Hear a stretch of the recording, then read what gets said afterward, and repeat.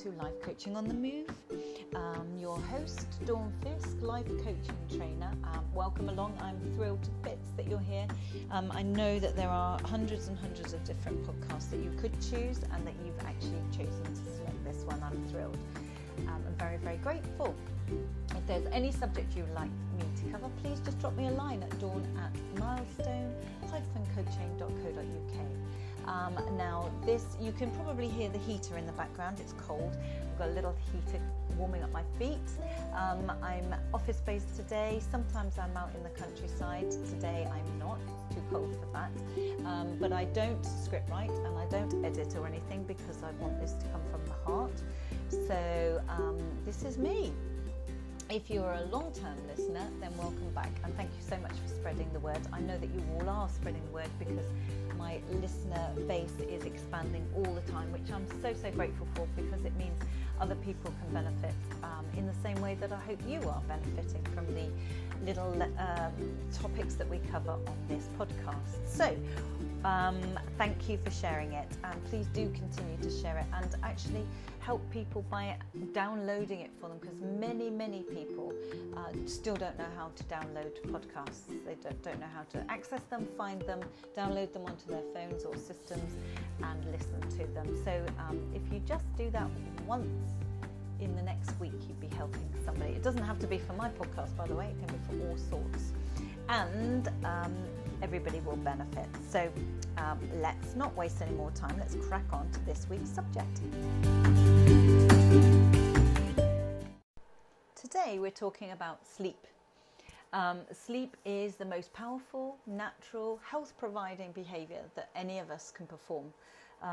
It helps us with mental performance, memory, creativity, good weight maintenance, because it maintains our appetite hormones, our motivation, our sport in terms of muscle repair and our energy.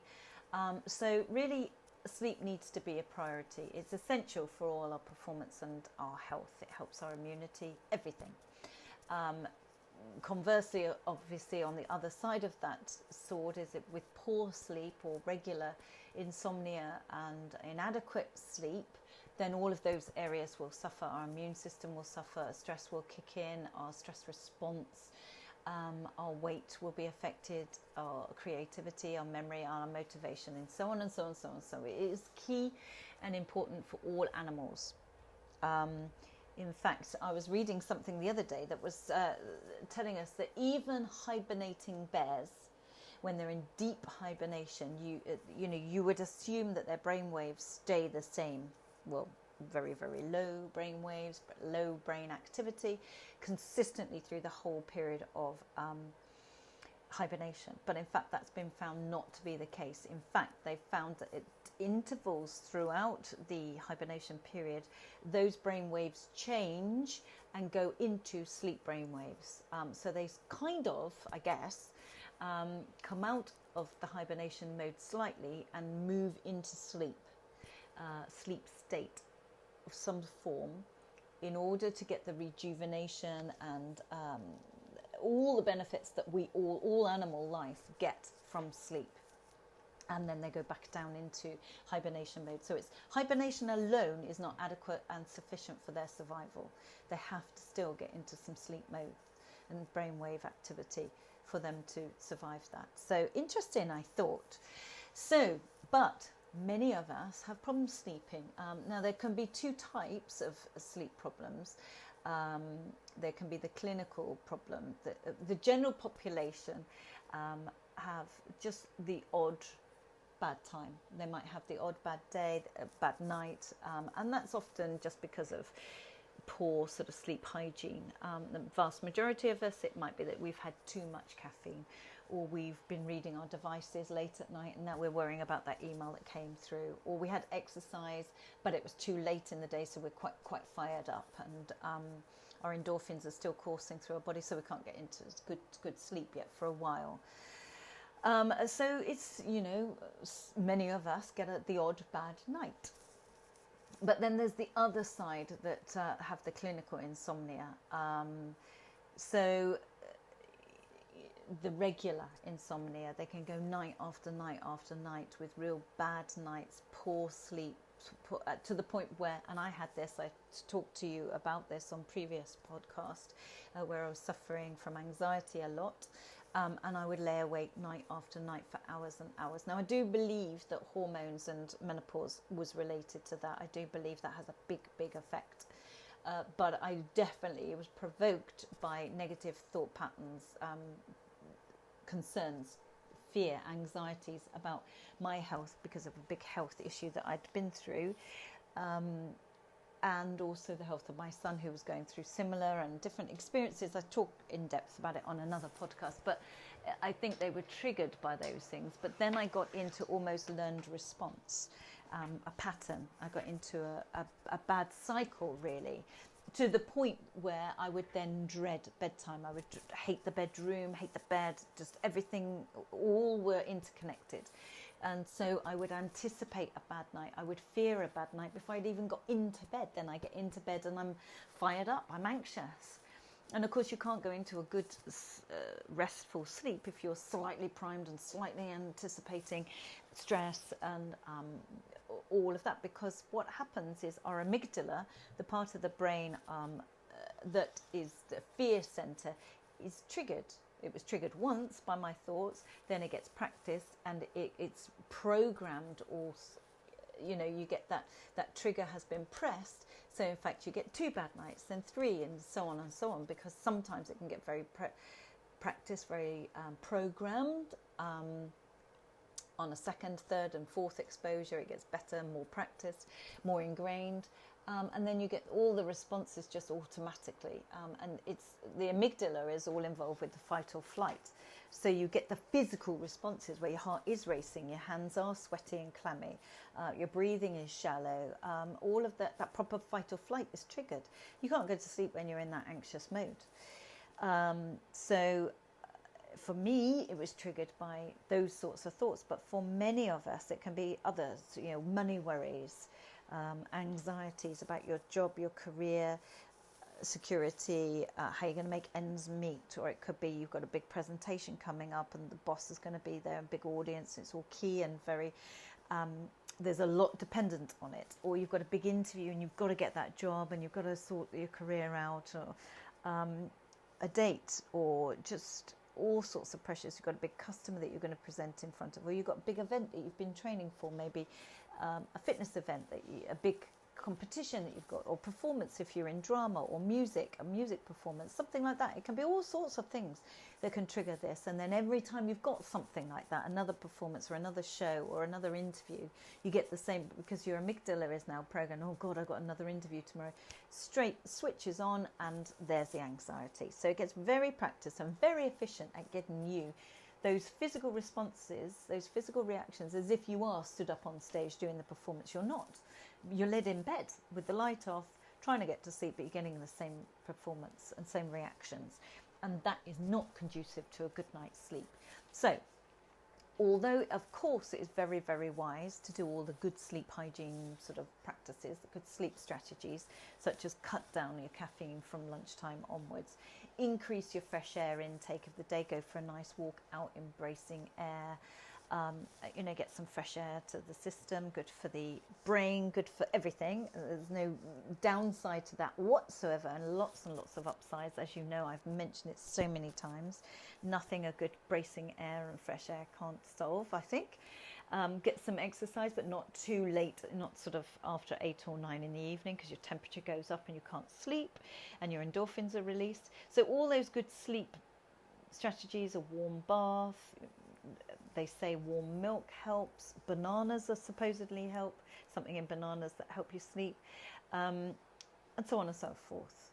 Reduce your alcohol, reduce your caffeine, reduce large meals late at night sitting on your stomach, reduce the amount of cheese you eat or protein that you eat, that sort of thing.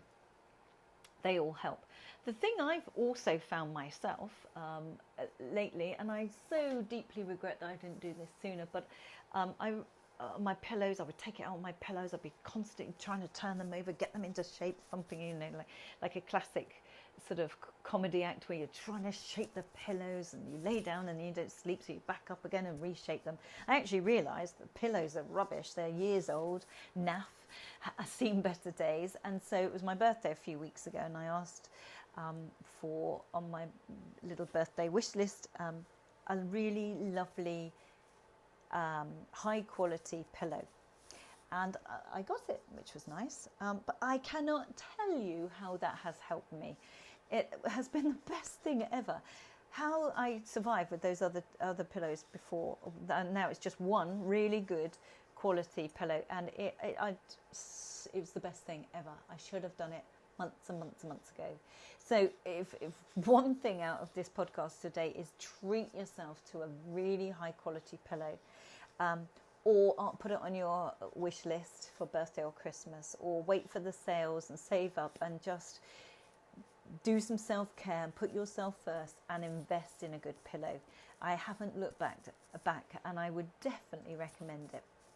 However, what I want to share with you now, though, is just a little gem that I was listening to on a podcast. I have mentioned this podcast series before. It's my favourite one. I listen to many. This one is a brilliant one called Don't Tell Me the Score, which you can listen to on the BBC radio. It's BBC 4, Radio 4, I think, by Simon Mundy, M-U-N-D-I-E.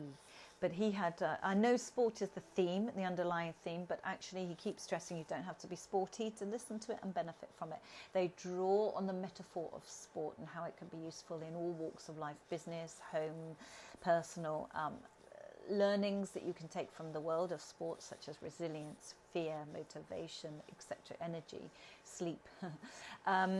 So I was listening to one recently by, let me just see, who was it by? Dr. Guy Meadows, who was talking all about insomnia for sport, but for other reasons too.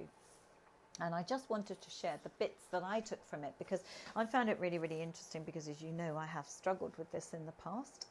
And he does say that this approach can be used for almost anything, such as anxiety, stress, depression, as well as just straightforward insomnia. Although he says the insomnia is always triggered by some thoughts anyway, so they do go hand in hand. So I listened with interest and I took lessons from it, and I just wanted to share them with you in case you don't listen to it. So what he says really is, do not try and fight your thoughts. You're led awake at 3 a.m. You can't sleep, predominantly because there are lots of negative thoughts coming into your mind so often.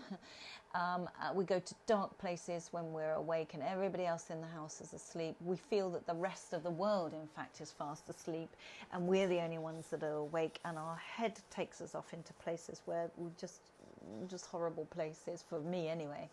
And for many of my clients. And then once we're there, we let them grow. They grow into big realities. We get the physical reactions, the heart racing and the stress, etc., etc. It's horrible. It's horrible. And very lonely as well, and very frightening at times, for me anyway. But he says don't try and resist them, because, of course, what we resist persists. And if I said to you now, just don't think about it, just don't let those thoughts come in your mind. That's pointless me saying that, because they are going to come in your mind, and you know they are going to pop up. They are going to come from nowhere. They are going to just get there.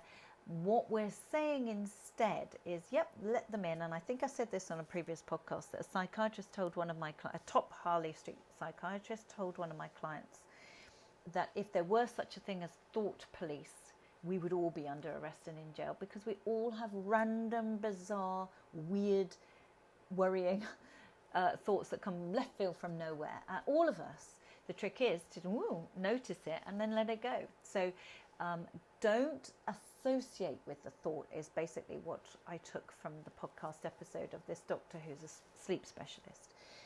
He says, in fact, we have to dissociate from the thoughts. So they're going to happen, and don't resist them. So we may have thoughts like, I'm not going to sleep tonight, or I'm anxious and I'm going to have a panic attack, etc. So he says transform those thoughts into, so that you slightly diffuse them, you slightly reduce their power by dissociating from them. So instead of I'm not going to sleep, I, as in I, in your subconscious, you change it to I'm having the thought that I'm not going to sleep tonight. Or he says even better still is transform it further to my mind is telling me the thought that I'm not going to sleep tonight. So you kind of put it on your mind. You disassociate it and distance yourself from it instead of I'm not going to sleep tonight or I'm going to have a panic attack. My mind is telling me the thought that I'm going to have a panic attack. So you've distanced yourself from it and diffused it. It takes away the power of the thought and reduces it significantly. Also, he recommends that you look at the evidence to support that. So if you're saying, oh God, I've got a presentation tomorrow, which means I'm not going to sleep tonight. I never sleep before a presentation. And I'm going to fluff it up because I'll be tired in the morning. Oh God, I would need some sleep because I've got to do this presentation.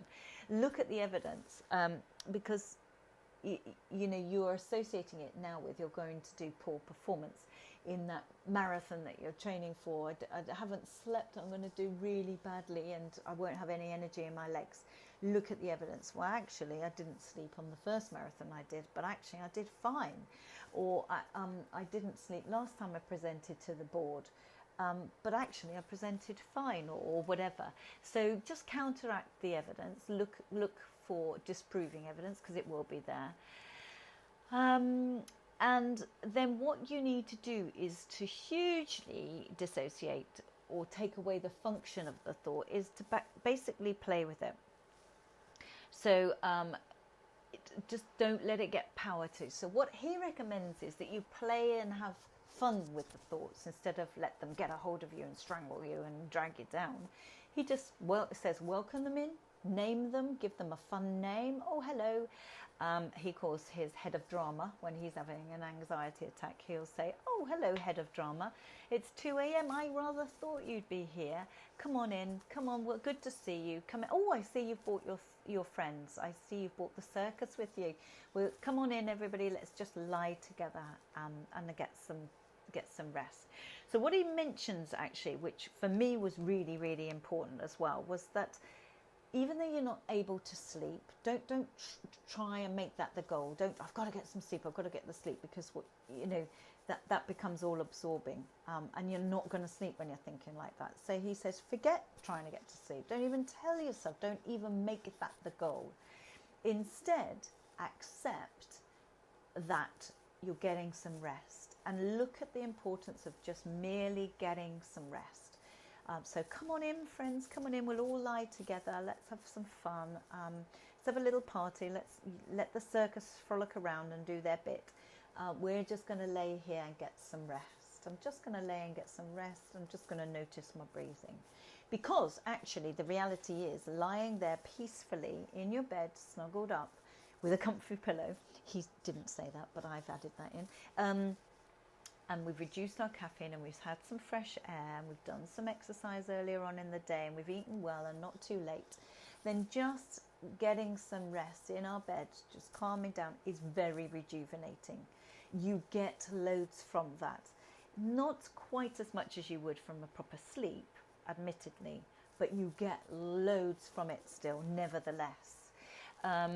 So he says, do not underestimate the power of just laying there and resting and noticing your breathing, your muscles, everything's repairing, everything's rejuvenating just by being still, just by being, led down, relaxed and chilling. And he said, make that your goal instead, because actually then you've taken all the power and the bigness of the big goal of trying to get to sleep. You've taken all that away, accepted, I'm just resting. You reap benefits from it, and then actually you're far more likely, bit by bit, because you're reducing the amygdala response now, the hold that it's got, by disassociating from the thoughts, by naming them and having fun with them. They're not as strangling and as detrimental and as powerful on you, so you're reducing it. So actually what you're doing is you're reprogramming the amygdala, and it will learn slowly but surely that the physical reaction is lesser and lesser and lesser. So it reduces and reduces, and in fact you get to the point where you begin to drift off each night. That gets smaller and smaller time before you drift off, and before you know it, you've reprogrammed the amygdala. It doesn't give you the same response, it's not giving you the same thoughts, and you have overcome your insomnia. So by taking away that goal of I've got to get some sleep to I'm just going to rest, you immediately increase your chances, particularly if you keep doing it long term, of getting better quality sleep. And all of those benefits that I listed out before of better motivation, better creativity, increased immunity, etc. You will benefit from all of those, or all of those will benefit from just getting a rest. So don't be tempted to make the mistakes of, oh, I'm led away, what a waste of time. I'm going to check my emails, or I'm going to send some emails, or don't put your device on, get that blue light. Don't go downstairs and bake some cakes or clean the house or do the ironing, because you might as well, because you're awake now, because you're not then resting and getting all of the benefits. And you can't fall asleep if you're stood ironing. You can, however, accidentally just drift off if you're led in bed, and just noticing your breathing, and just stay there and have some fun thoughts and fun with the thoughts, and take away their function. So call them whatever you want. It could be head of drama, it could be circus, it could be, name them whatever. Just name them, have fun with them. Don't think they've got control over you. They haven't. Just let them in, and then let it calm you down. And after a week or so, you will get more sleep naturally, because you're reprogramming the triggers to the amygdala. So in a way, it's like watching a storm from a window rather than being outside in the storm, in the rain and the thunder. So you're kind of watching it from another angle. So don't try and control insomnia. You just need to let insomnia be, let it go, let that big issue go, and stop trying to control it. Because, you know, what we resist persists. And if you're trying to fight that and dread bedtime and so on.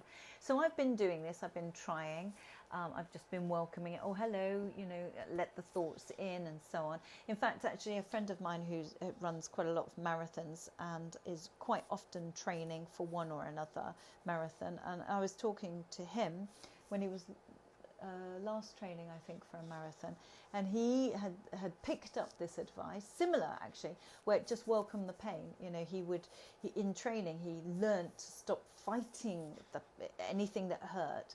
He learned to say, he was telling me, he learned to say, oh, hello, knee pain, I thought you'd come along. Come on, come along for the run then. Let's run together. And it's bizarre. I know you're probably thinking I've lost my marbles. But try it. You've got nothing to lose by trying it, and potentially everything to gain. So if anxiety or stress or a little bit of depression or insomnia and bad nights are an issue for you, you know, negative thoughts coming in at night, worrying thoughts, depressing thoughts, anxiety, whatever, if they come in, then try this, because you've got nothing to lose by changing the thoughts, or trying to ignore them or squash them down or silence them isn't going to work.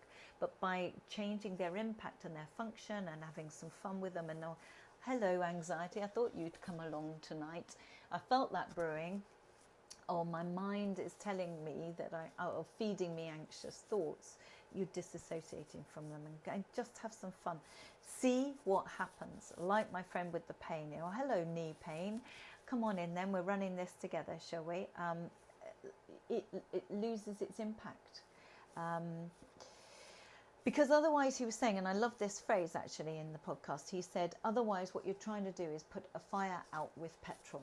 And you just would not do that.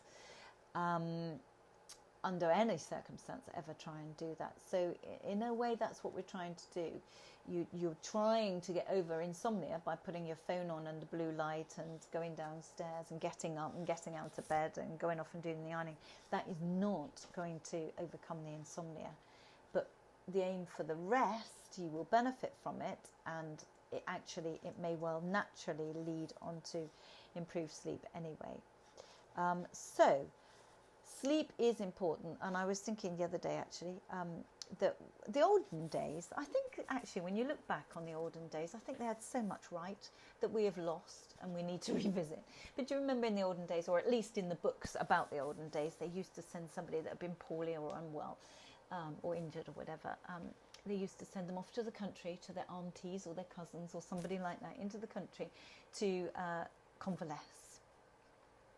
And what I think they were really doing, they were sending them to the countryside, maybe away from the cities, to the country, to clean air, to sit out in the warm gardens, get some sunshine, walk along the beaches, get some fresh air, some bracing sea air, some exercise, some good food and some rest. So we can do all of those things again for ourselves. We don't have to go back into the olden days. We just need to bring them into our lives. And I know I beat this drum a lot, but I do not apologise for it. Fresh air, exercise outside, gyms are fine, but it's recycled air and it's artificial heat and light, not so good for us at all. Fresh air outside, some exercise, be it a bracing walk or skateboarding or whatever your thing is, and that will help your sleep, and it will help your lift any depression or reduce any stress and increase your immunity. Everybody is off at the moment with sickness bugs. The school closed 2 days early. My son was sent home because half the staff were vomiting. So everything's going round at the time of this recording. Many of my friends are laid up with coughs, colds, chest infections and bugs and flus. We need to get outside. We need to kill those germs off. Fresh air is the tonic for all, I believe. Sunlight, great healer. Natural healer, vitamin D, natural healer. Exercise reduces and burns off all those stress chemicals. So if you want to do anything for your sleep, anything from your anxiety point of view, your stress, your immunity, everything for yourself, it's just about to be Christmas. It's a week before Christmas when I'm recording this, but I'm not sure when it's going to go out. But it'll be around about the Christmas period time. So many of us have got some annual leave. Could be the perfect time, with or without relatives or visitors that you've got at Christmas, to go for a good walk every day over the Christmas period. Try it. I promise you it will set you up for a good start in January in terms of your overall well-being, in terms of your outlook, and you will have boosted your vitamin D to keep away the seasonal affective disorder or SAD. So you will help your sleep. If you can get to the coast, even better. Fresh sea air is so good for sleep. A new pillow, definitely. So what I would like you to take away from today is do all of those activities. It doesn't have to be olden days. We can build that into our lifestyles. If you're doing it by yourself, then listen to podcasts and listen, or upbeat music or uplifting stuff, or learn something. And so you're working on the mind as well. Or do mindfulness while you're walking. Be mindful of every step you're taking and work on your breathing and so on. All of it will help your sleep. And if your sleep is improved, everything improves as a result. Everything. So I hope that has been really, really useful. Take on board just one or two of the strategies, play with them. Blame me if you feel they're mad. They probably are a little bit mad, but that doesn't make it wrong, and it makes it fun. So give it a try. Drop me an email, dawn@milestone-coaching.co.uk, and I would just say it has really helped me. And everything that I mention on these podcasts, it's work in progress for me too. It's always stuff that I'm working on, or working with clients, and have been working with clients. Recently it's topical, and that's why it stands out for me, because it's been topical. So, and I know it's that time of year where we need to take care of ourselves because of the bugs, the coughs, the colds, the high stress for Christmas, the high expectations, and often some disappointments and some loneliness, and there's a whole gambit of emotions that are around at this time of year. So we've got to look after ourselves. So take care, sleep really, really well, and feel good as a result. And I look forward to seeing you and speaking to you, should I say, on the next podcast episode of Life Coaching on the Move. If this has been helpful, please share it with one of your friends or more, because it could be equally useful to them, who they may or may not be struggling with this, or some of the past library episodes that are available to everybody. So thank you, and take care.